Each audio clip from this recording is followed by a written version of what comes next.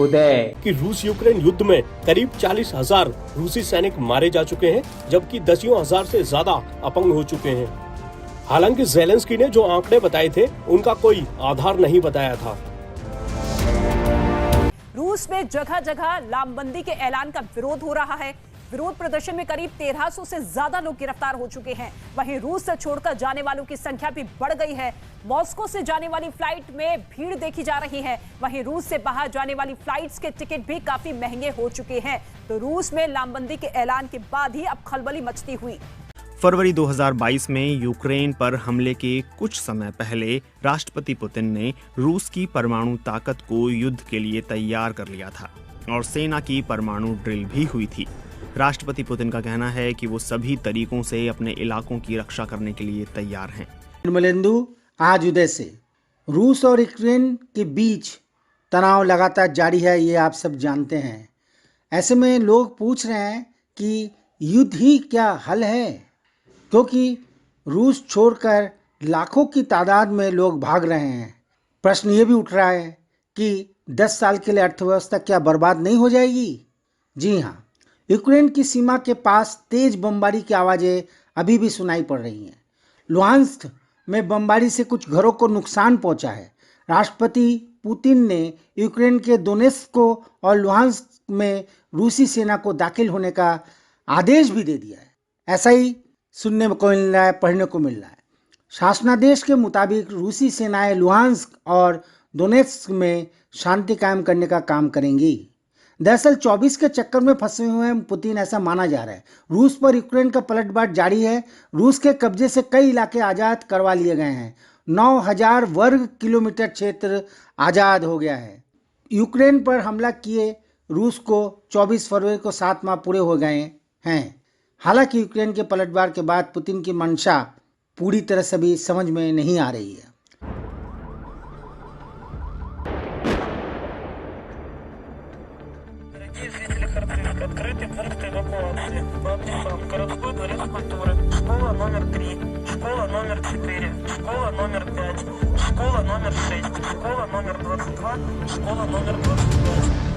रूस के कब्जे से 400 बस्तियां भी मुक्त करा ली गई हैं और करीबन 1.5 लाख लोगों को भी छुड़ा लिया गया है। डोनेत्स्क के कुछ गांव भी आज़ाद करा दिए गए हैं। पुतिन को लग रहे झटके पे झटका। रूस के कब्जे से इज्यूम शहर भी मुक्त हो गए हैं। खेरसान के कई गांवों पर यूक्रेन का कब्जा हो गया है। रूस के कब्जे से अपने इलाकों को आज़ाद कराने का अभियान जारी है। पुतिन के मिशन पर लगा जोर का झटका, एक के बाद एक झटका। कि रूस यूक्रेन युद्ध में करीब 40,000 रूसी सैनिक मारे जा चुके हैं, जबकि दसियों हजार से ज्यादा अपंग हो चुके हैं।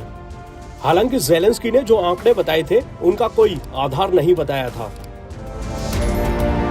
रशिया में लामबंदी के ऐलान के बाद भागम भाग मची हुई है। चारों तरफ अफरा तफरी मची हुई है। रूसी राष्ट्रपति पुतिन ने 3 लाख रिजर्व सैनिकों को तैनात करने का ऐलान कर दिया है। इसके बाद से ही रूस में जमकर विरोध प्रदर्शन सड़कों पर दिख रहे हैं। राजधानी मॉस्को, सबसे बड़े औद्योगिक शहर सेंट पीटर्सबर्ग में बड़ी संख्या में लोगों ने सड़कों पर उतरकर खूब प्रदर्शन किया और तोड़फोड़ भी किए। एक स्वतंत्र निगरानी समूह ने दावा किया कि इन दोनों शहरों में रिजर्व सैनिकों की तैनाती के विरोधी रैलियों में शामिल सैकड़ों लोगों को गिरफ्तार किया गया है। मॉस्को में प्रदर्शनकारियों ने no to war, life to our children, no mobilisation के नारे भी लगाए, सड़कों पर उतरकर नारे लगाए। राष्ट्रपति पुतिन के आदेश के बाद लोगों ने प्रदर्शन करना शुरू कर दिया है। लोग देश छोड़कर भाग रहे हैं। अब तक 1300 प्रदर्शनकारियों को गिरफ्तार किया गया है और लोग लगातार देश छोड़कर भागने की कोशिश में लगे हुए हैं। लेकिन उधर खबर ये भी आ रही है कि एयरपोर्ट में टिकटें अब नहीं मिलेंगी। सरकारी आदेश के बिना टिकटें आपको नहीं मिलेंगी, इसलिए लोग कहीं जा आ नहीं पा रहे हैं। रूस में जगह जगह लामबंदी के ऐलान का विरोध हो रहा है। विरोध प्रदर्शन में करीब 1300 से ज्यादा लोग गिरफ्तार हो चुके हैं। वहीं रूस से छोड़कर जाने वालों की संख्या भी बढ़ गई है। मॉस्को से जाने वाली फ्लाइट में भीड़ देखी जा रही है। वहीं रूस से बाहर जाने वाली फ्लाइट्स के टिकट भी काफी महंगे हो चुके हैं। तो रूस में लामबंदी के ऐलान के बाद ही अब खलबली मचती हुई।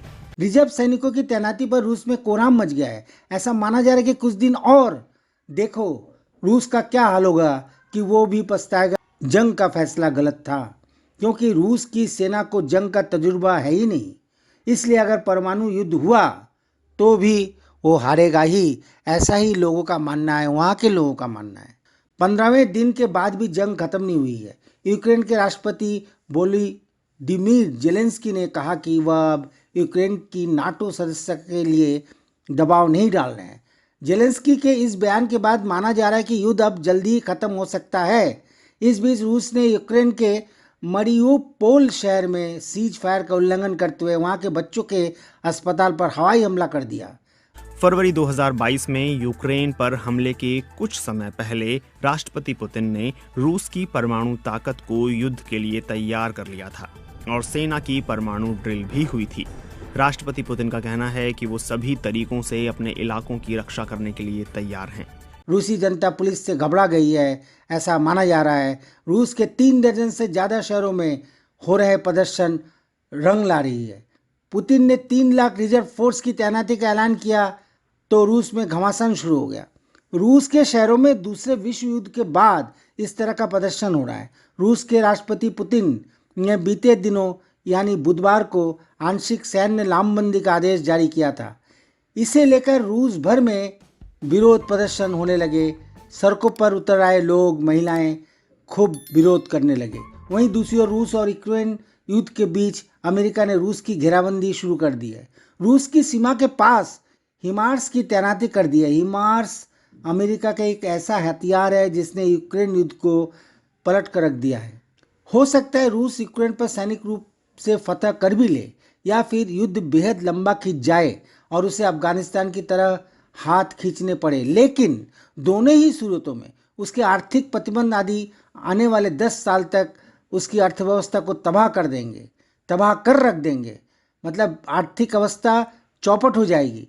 अनेक उद्योगपति और बुद्धिजीवी अन्य देशों में पलायन कर जाएंगे, बल्कि कह सकते हैं कि काफ़ी लोग पलायन कर चुके हैं। निकलने का यही एक रास्ता है। हाथ कांप रहे हैं और पैर लड़खड़ा रहे हैं, लेकिन वो अपनी हिम्मत जुटाते हैं और आगे बढ़ जाते हैं। रूसी सैनिकों के बढ़ते कदमों की रफ्तार कम करने के लिए यूक्रेन ने इस पुल को धमाके से उड़ा दिया है। इरपिन के लोग यहाँ से किसी तरह निकल जाना चाहते हैं।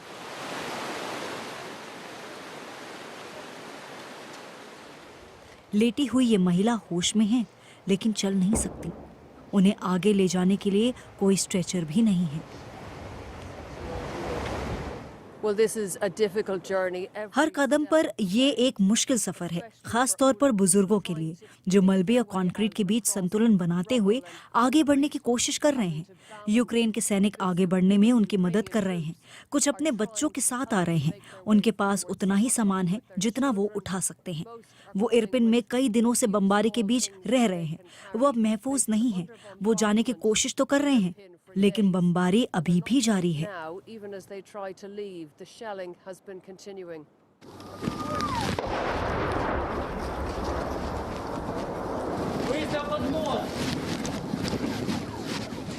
इरपिन में कई लोगों के घर गोलाबारी की चपेट में आए हैं, जैसे कि अनस्तासिया का, जिनका बेटा ओलेग सिर्फ 5 महीने का है।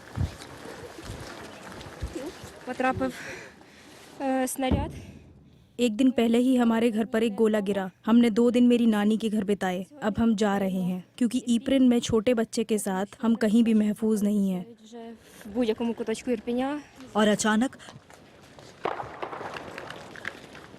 यूक्रेन के कुछ सैनिक कवर के लिए भागते हैं। बाकी सैनिक आम लोगों को फायरिंग लाइन से बाहर निकाल रहे हैं। कीव यहाँ से बस आधे घंटे की दूरी पर है। ये शहर यदि यूक्रेन के हाथ से पूरी तरह निकल गया तो रूसी सैनिकों के लिए राजधानी कीव का रास्ता साफ हो जाएगा। आंद्रे और अन्य लोग यहाँ नो फ्लाई जोन की गुहार लगा रहे हैं। सबसे कहिए कि इसे नो फ्लाई जोन बनाएं। यूक्रेन में सभी को इसकी जरूरत है। कुछ लोग इरपिन में ही रुक रहे हैं। वो बाहर नहीं निकल सकते। इनमें बूढ़े जवान सभी हैं। वो अपनी तरफ से हर तरह की कोशिश कर रहे हैं, लेकिन हमने रूसी सैनिकों को देखा है। वो हर किसी से लड़ रहे हैं। उनसे कहिए कि नो फ्लाई जोन बनाएं। तमाम लोग इस तरह की मिनी वैन में बैठकर राजधानी के रेलवे स्टेशन जाना चाह रहे हैं। बढ़ते रूसी सैनिकों पर यूक्रेन के लोगों की निर्भरता बढ़ती जा रही है।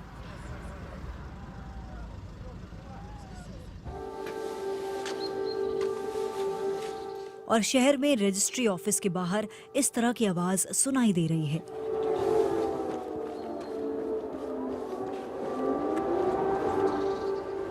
केट और आर्टन ने कभी नहीं सोचा था कि उनका खास दिन इस तरह होगा। जंग ने उनके संबंध को और मजबूत कर दिया है, लेकिन जिंदगी को झकझोर कर रख दिया है। जब ये सब शुरू हुआ बेहद डरावना था। हमने ईश्वर से प्रार्थना की और मेरा मानना है कि ईश्वर हमारी रक्षा करता है।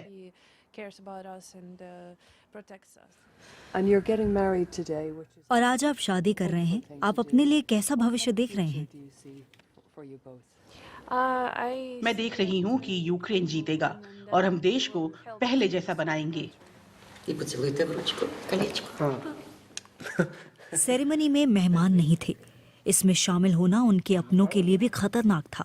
इस नवविवाहित जोड़े का कहना है कि उनकी पार्टी तब होगी जब यूक्रेन की जीत होगी। आश्चर्य, विघटन के बाद आज़ाद मुल्कों को अपनी मान्यता मिल गई, लेकिन कई मुल्कों के बीच आज तक कई विवाद सुलझ ही नहीं पाया है। हम सब जानते हैं कि यूक्रेन के पास आरंभ से ही कई तरह की चुनौतियां रहीं। पहली चुनौती पूर्वी और पश्चिमी लोगों के बीच भिन्न भिन्न विचारधारा। दूसरी चुनौती पूर्व और पश्चिम में भाषा के साथ ही साथ राजनीतिक रुझान भी दोनों इलाके के जुदा हैं। तीसरी चुनौती है अलगाववाद, यानी यूक्रेन के अंदर भारी बगावत की चिंगारी अंदर ही अंदर सुलग रही है। बस रूसी उसी चिंगारी को आग में बदलने की कोशिश कर रहा है। लेकिन सवाल यह है कि क्या किसी भी देश के लिए युद्ध ही अंतिम अस्त्र है? युद्ध ही अंतिम अस्त्र होता है? बिना युद्ध के क्या कोई जंग जीता नहीं जा सकता? मेरा तो मानना यही है कि युद्ध किसी भी देश के लिए अच्छी बात नहीं होती है। लेकिन रूस के पास लगता है कि अब कोई विकल्प भी नहीं रह गया है। रूस को लड़ना होगा, अन्यथा अमेरिका भविष्य में नाटो की शक्ति का उपयोग करके बहुत से रूसियों को खुलेआम मार डालेगा, कत्लेआम हो जाएगा। यह रूस के लिए रक्षात्मक युद्ध है। मुझे कहना होगा कि पुतिन की दूरदर्शिता वास्तव में प्रशंसनीय है। यह नाटो के खिलाफ युद्ध है, लेकिन दुर्भाग्य से यूक्रेन के लोग पीड़ित हो रहे हैं, उन्हें परेशानी झेलनी पड़ रही है। इसलिए मेरा तो मानना ही है कि सभी देशों को मिलकर यूक्रेन का साथ देना चाहिए, अत्याचार को रोकना चाहिए, क्योंकि दूसरे के चीज़ पर ज़बरदस्ती कब्जा करना गलत है, अन्याय है। और इस अन्याय का साथ किसी बुद्धिजीवी या किसी पत्रकार या किसी समझदार व्यक्ति को नहीं देना चाहिए। आज इतना ही। आपको अगर अच्छा लगे तो आप इसको सब्सक्राइब करें और शेयर करें, हो सके तो कमेंट भी कर लें। थैंक्स, धन्यवाद।